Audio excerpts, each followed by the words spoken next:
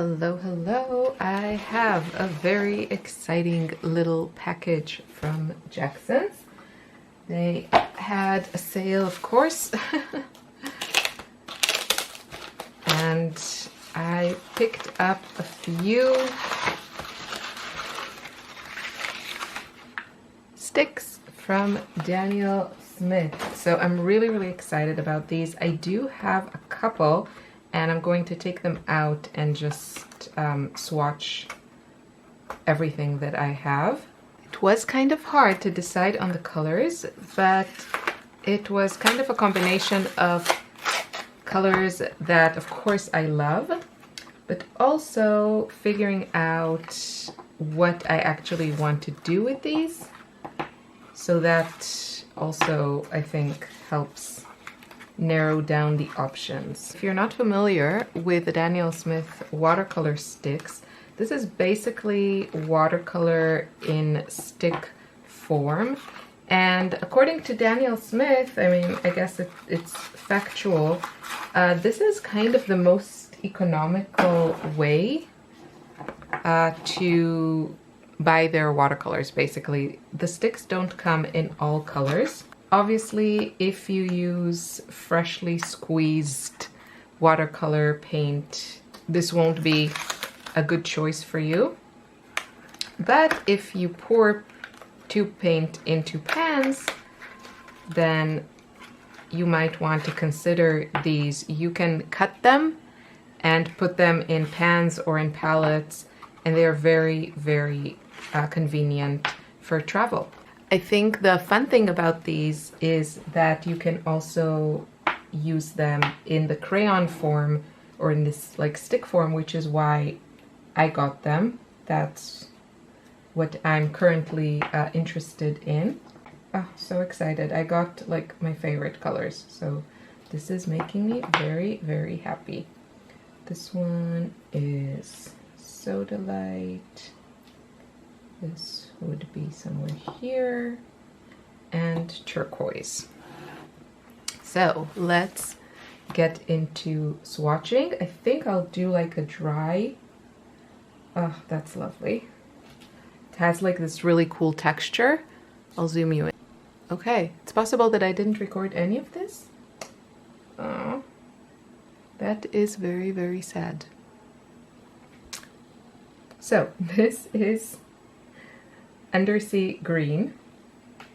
It is a beautiful kind of mid-tone, slightly muted green. It granulates, and I will show you now with the next color all of the ways that you can use these sticks.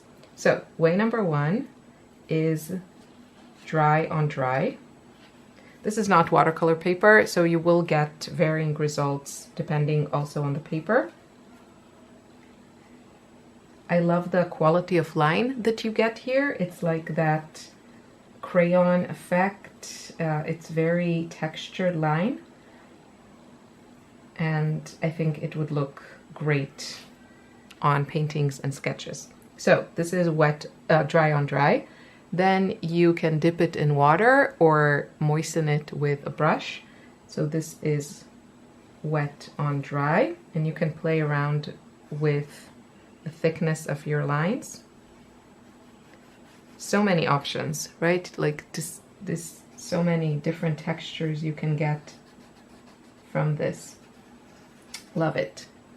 And then of course you can, again, this is not watercolor paper, so it's not the best results.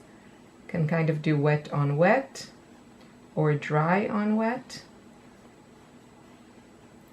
And then the last option is to just use it like you would watercolor, so just dip your brush and use it like that.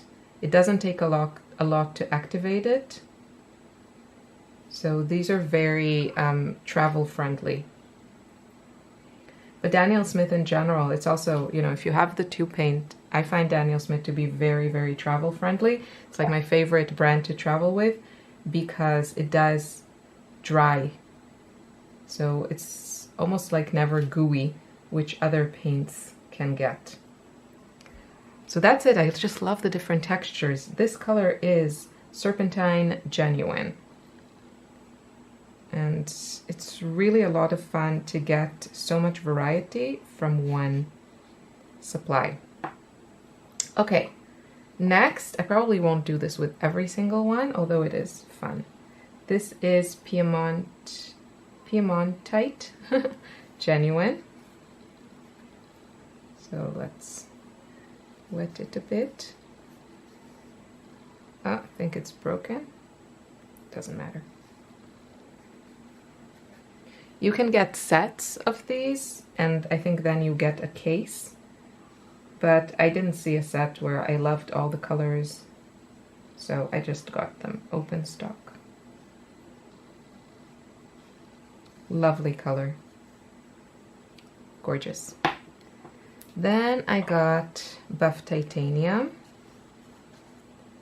I love Buff Titanium. Such a great color. Let's see how these two mix. I think I will love the mixture. Yeah, this is great. So Buff Titanium is just really great if you want to kind of muddy things up.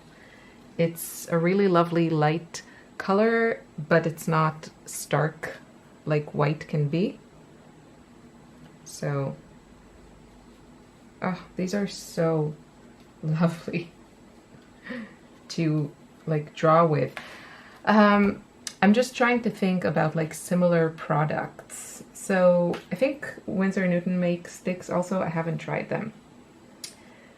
Something that could be similar are the Neocolor 2 from Caran d'Ache, right? They are sort of like crayons and they are water soluble, but they are more waxy and they definitely don't have that whole like beautiful pigmentation and separation that these have. So this is really like watercolor in stick form,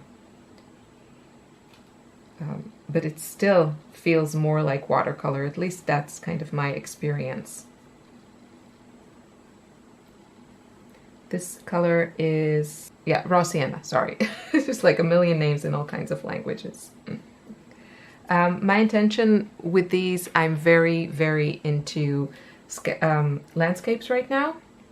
And of course I want to give a shout out to Sandy Hester, who is probably personally responsible to my bank account being empty. I love her videos. She uses these and just really inspired me to get them and hopefully use them because of like all the wonderful texture you can get with them. I find with sketching, it's really important to have materials that are interesting and versatile and create different textures because you're, you know, usually like short on time or it's just a simpler way to paint, and so you need some help from supplies. This is Opera, of course. I had no doubt that I would buy this, even though Daniel Smith's Opera is definitely not my favorite bright pink, but I think in this form it'll be super fun to use. And I really wanted to have it. Also, I'm gonna try, just love the texture. Let's see. I think with a bit of Buff Titanium, we'll probably get this really lovely soft pink. Yeah, so of course it's very easy to mix these. Then the next color, which I had already, this is Imperial Purple, I'm pretty sure. I got this one actually not because I'm such a fan of the color, but because I wanted to make a few videos on the Jean Haynes set from Daniel Smith, and I already had a few of the colors and they were sold out of the tube paint of this color, so I bought the stick. It's kind of like a classic or very basic purple with some blue granulation. It's not a color that I use a lot. As I said, I wanted it to test the Jean Haynes set, which I love. I love that set. It's a great curation of color. So that's why I have the stick, but I didn't like get it now. This is of course Moonglow. This was clear to me, it's a must. It's a color that I love and use all the time. It's a great dark color in my opinion. I like it more than black or gray. I just find it to be more interesting. And so I was trying to get a nice variety, because these are so expensive, I was trying to get a nice variety of colors and also values. So we have the lighter buff titanium, and then some brighter colors, some granulating colors, some deeper colors, just to get a variety. This is a good opportunity to tell you about the Joy Art Club, which is my monthly membership. It's only €9 a month, or you can get the annual option for €79, and then basically you're getting 3 months for free. And there we just share a lot of inspiration. I make exclusive videos just for that and curate the best inspiration of artists and classes and videos, free classes you can find online. It's just that I love to fall down artsy rabbit holes, and this way I can share my findings with like-minded people. So I highly, highly recommend that you join us. In August, now we are with all of the July inspiration, and there's a fun video with using the jelly plate and soft pastels, and of course like sketchbook tours and product reviews and book flip-throughs, tons and tons of stuff. But in August, we are going to be making our own markers and like mix our colors. So if you want to be a part of that, then please, please join us at the Joy Art Club. We have over 70 people there, and we are just like having a great time. There are also live Zoom calls where we sketch and paint together. It's just a really lovely place to be. The blue is of course French ultramarine, had to have it. And this one I got, this is cerulean blue chromium. I thought this would be a good color to take with me to Greece. So to kind of capture and sketch water or sky. So that was my thinking. It's a lovely, slightly, it's not like super, super, super bright, but it is quite a saturated color. Something like phthalo turquoise in my head, or phthalo blue is more intense. This one is, I think still not crazy, crazy saturated.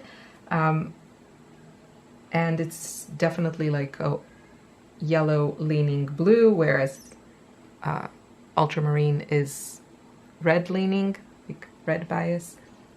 So I thought it would be a nice option to have. And then this one is also one that I had. I think don't remember if I bought this or I was gifted this. This is Soda Light Genuine. It's a great dark color. I loved Soda Light Genuine. I used it a lot at a certain point, and then kind of moved on to other colors, mostly darker colors that were muted but still had a bit more color than this. This is almost black. It's like a bluish black with beautiful granulation, Soda Light Genuine, but I kind of moved towards things like Moonglow or Zoazite, which is a very dark muted green. But this is a great color to have as a dark, you can see. It's like lovely. And then the last one is, of course, Cobalt Teal Blue, which is just like a beautiful, bright turquoise. I ran out of space.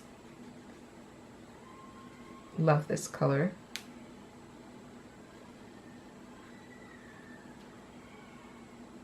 I also love to mix it with the Serpentine Genuine. Get really fun mixtures, and I'm sure it will also be great with the raw sienna. Really lovely, bright turquoise color, teal color that creates great greens when you mix it with, you know, yellows. Let's see what happens when I mix it with buff titanium.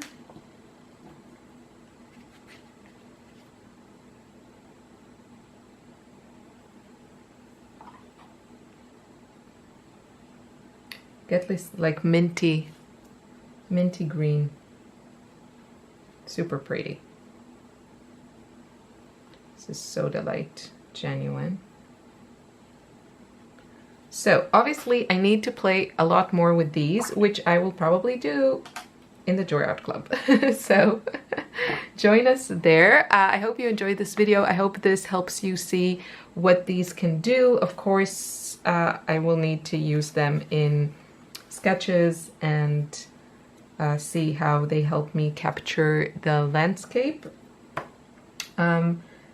These are the colors that I got. Looking at this, probably what I'm a bit missing is a bright yellow. Like I would probably add nickel azo yellow to this. But other than that, I think this is a great, without the purple probably, this is a great palette to have for landscapes, which is kind of where I'm at.